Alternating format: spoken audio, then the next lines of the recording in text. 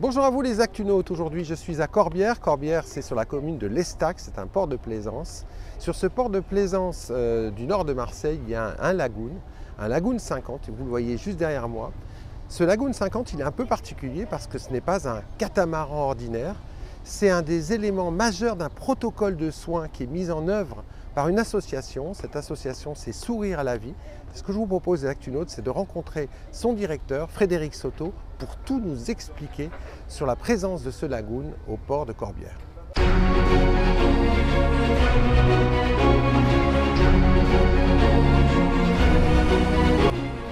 Bonjour Frédéric. Bonjour Nicolas. Alors, nous sommes bien confortablement installés dans le carré d'Horizon. Oui. Horizon, c'est un bateau que tu connais bien en fait. Oui, c'est un bateau que je connais bien, que j'ai sorti de chantier en 2008. En 2008, tu étais son skipper. Exactement. Tu étais son skipper. Et je suis toujours. Et tu es toujours des années son après. skipper. Et j'adore cette idée d'avoir gardé un bateau. D'avoir gardé un bateau. De l'avoir optimisé. Sauf que au fil des ans, et même de ses premiers mois d'existence à ce bateau, son objectif a totalement changé.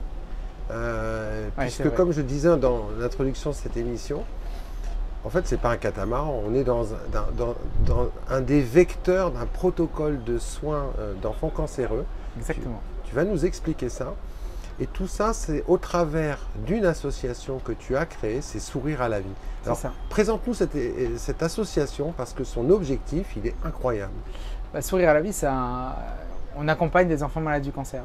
Donc, on est présent dès le diagnostic, dès les premiers jours des traitements, dès l'annonce du diagnostic. On a des équipes de salariés, de bénévoles qui sont dans les hôpitaux et qui vont participer à recréer autour de l'enfant les conditions d'une vie à peu près épanouissante, en sachant que pendant 1 an, 2 ans, ils ne vont plus pouvoir aller à l'école, sortir, faire des fêtes, participer à Noël en famille, etc.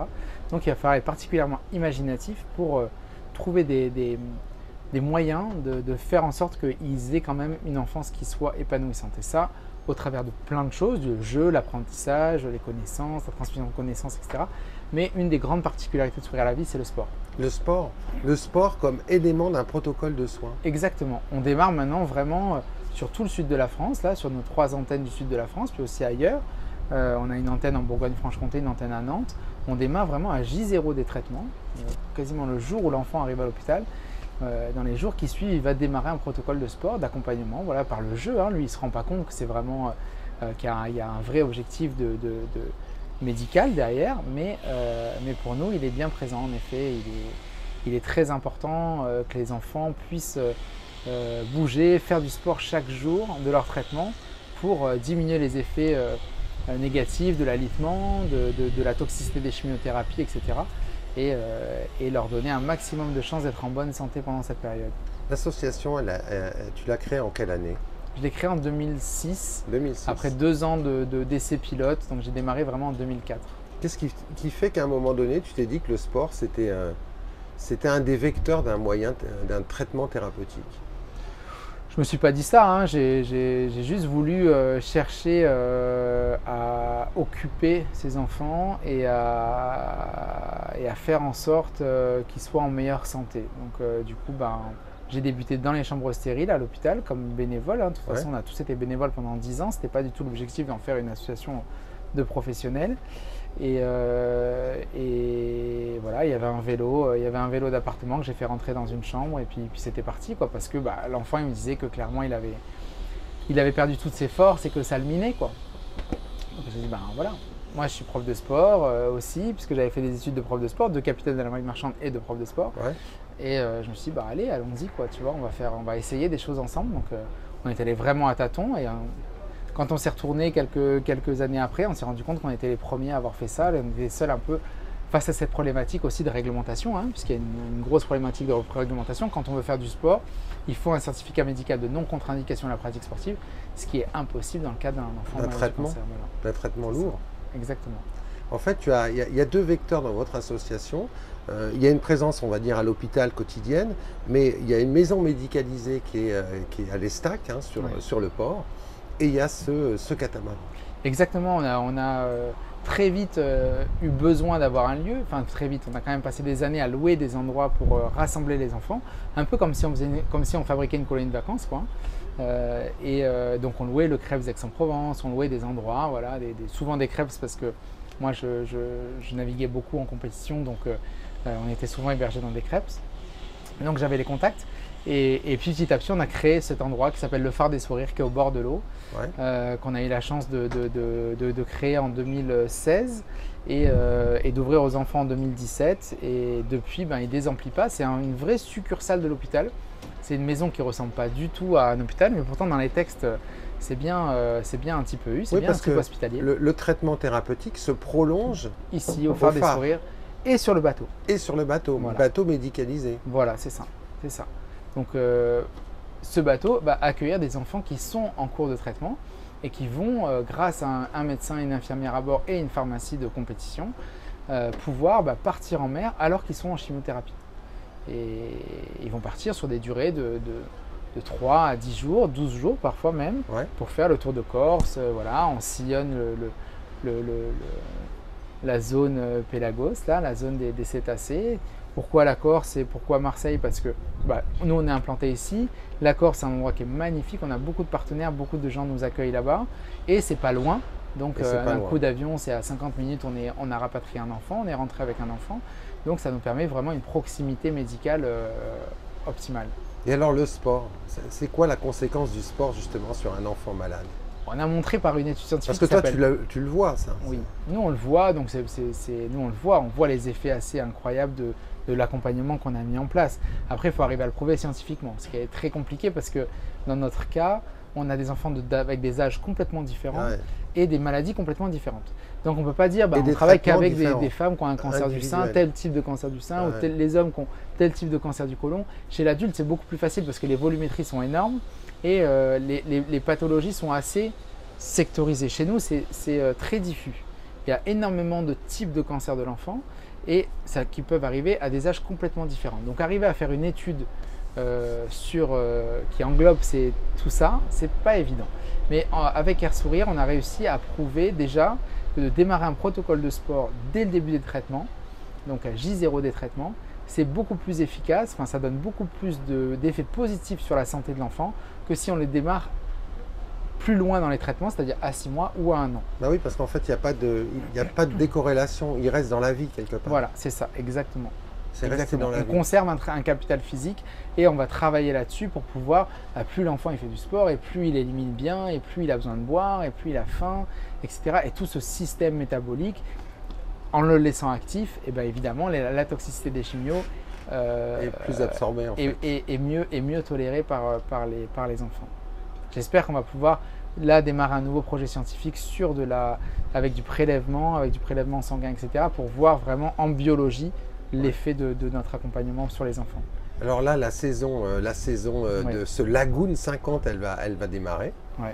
Alors les enfants, tu disais, ils vont partir 9 jours de Marseille, direction la Corse. Voilà, c'est des séjours de 9 à 12 jours et on tourne vraiment pendant 3 mois l'été, non-stop. Et s'enchaînent ici des enfants, des médecins, des infirmières. Il y a combien d'enfants qui vont faire leur croisière? Cette année, on doit avoir 7 séjours de 9 enfants. Donc voilà, ça nous fait un bon petit pôle d'enfants. Et puis après, il y a des sorties à la journée aussi pour les enfants qui sont immunodéprimés, qui ne peuvent pas partir trop longtemps. Donc on laisse aussi le bateau à Marseille à certaines périodes pour faire des sorties juste sur la journée pour ces enfants qui sont soit en sortie de greffe, soit en situation d'isolement qui ne leur permet pas de pouvoir partir en collectivité longtemps. Alors, 9 enfants. Un médecin, une infirmière, un capitaine. Oui, parce que là, c'est un bateau médicalisé. Exactement. Où le protocole de soins est maintenu, en fait. Exactement. On prend la continuité. Ce n'est pas une vacance du protocole de soins, c'est une continuation. Non. Parfois, il y a un arrêt des traitements, parce qu'on veut vraiment que l'enfant en profite.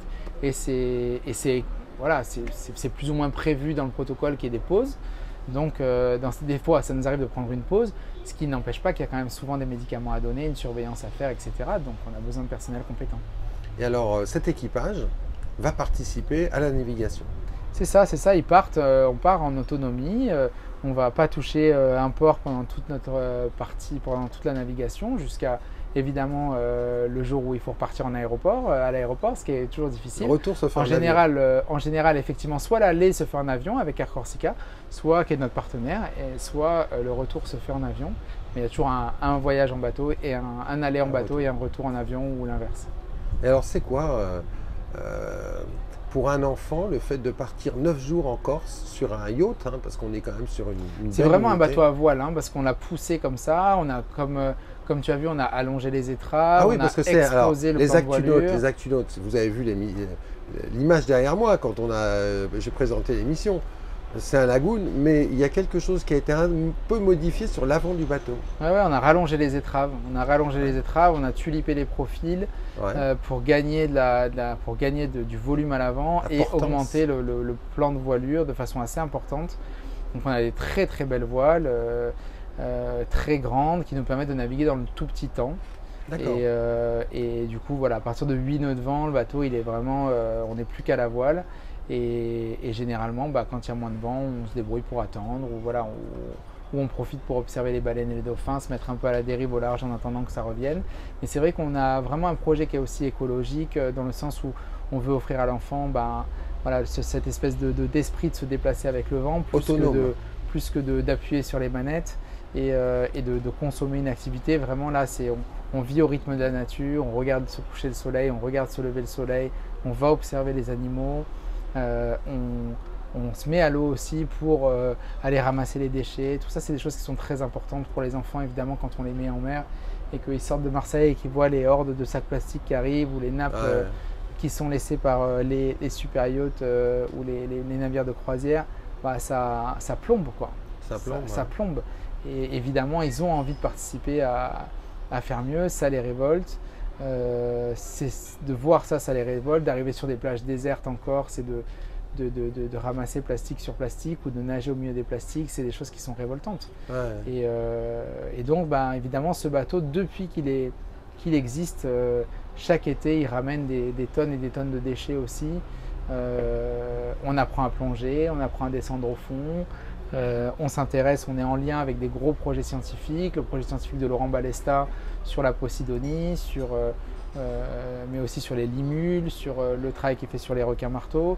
Alexis Rosenfeld, on travaille avec lui sur les Grands Canyons, qui sont là au large de Marseille, et sur cette remontée, ces courants qui font remonter énormément de nourriture et qui attirent plein de prédateurs, etc. Donc tous ces sujets-là nous passionnent. Et au-delà de la consommation d'une activité, c'est vraiment un travail pédagogique avec les enfants, d'apprentissage, d'aller chercher de la connaissance. Et ce qui est incroyable aussi dans notre parcours, c'est qu'on se rend compte que finalement, la connaissance, il y a peu de gens qui la cherchent. On a vite fait d'aller trouver de trouver les interlocuteurs qui s'intéressent à faire remonter ces informations. Et puis, elle est encore très partielle, quoi. Elle est même infime. Donc il faut la collecter, cette Et donc information. ça c'est passionnant. Et donc d'impliquer les enfants dans ces programmes-là, c'est juste passionnant. Alors le bateau, là, il va partir d'ici quelques jours pour sa première croisière. C'est ça. Il est sorti de chantier il n'y a pas longtemps. Il est sorti de chantier il n'y a pas longtemps. On a eu des partenaires incroyables. Le port de Corbière, qui est partenaire depuis 17 ans. Depuis toujours, lui. Depuis toujours. Voilà, le premier bateau que Patrice a vu arriver, que le port de Corbière a vu arriver de Sourire à la vie, il n'a pas pu faire autrement visiblement que d'en être partenaire. Il ne nous a jamais fait payer une facture. Donc vous imaginez le nombre d'années de place au port que ça fait. Ça représente une petite somme. Les grutages. Voilà, les grutages, tout ce qu'il a fallu faire. Il nous a aidés aussi sur des chantiers, sur le chantier du Phare des Sourires. Humainement, il a transpiré aussi un petit peu à nos côtés. Ouais. Et le port est très investi dans le suivi de ce bateau, heureusement, parce que sinon on n'aurait pas les moyens le rapport bénéfice-coût ne serait pas suffisamment important, même s'il est quand même très très important. Et qu'on ne peut pas vraiment mettre une valeur sur le sourire d'un enfant malade ou sur les seules vacances qu'il va passer pendant toute sa chimiothérapie. C'est sûr que ça n'a pas de valeur. Mais bon, quand même, il y a un vrai coût pour l'association et ça, c'est une réalité. Et heureusement qu'on a des gens comme Patrice Rossi, comme AGL aussi, qui est là pour nous aider chaque année pour entretenir le bateau, faire les sous-marines, etc. J'imagine que là, il y a tout ce qu'il faut. Il y a tout ce qu'il faut chez AGL, exactement, la peinture. Peut-être la peinture de coque, là. La peinture de coque, l'anti-fouling. Et c'est vrai que du coup, on a un bel accompagnement de ce côté-là qui nous permet de garder un bateau qui est toujours au top. Il est Et ce qui est impeccable. hyper important pour nous, parce que quand on prend la mer avec des petits matelots parfois très fragiles, on a envie d'avoir un bateau qui est fiable et qui ne nous fait pas de faux bonds. Donc chaque point est vu. On a un énorme partenariat aussi avec Iroise Gréement, un ancien copain, voilà, des projets Vendée Globe. Pour vos magnifiques voiles.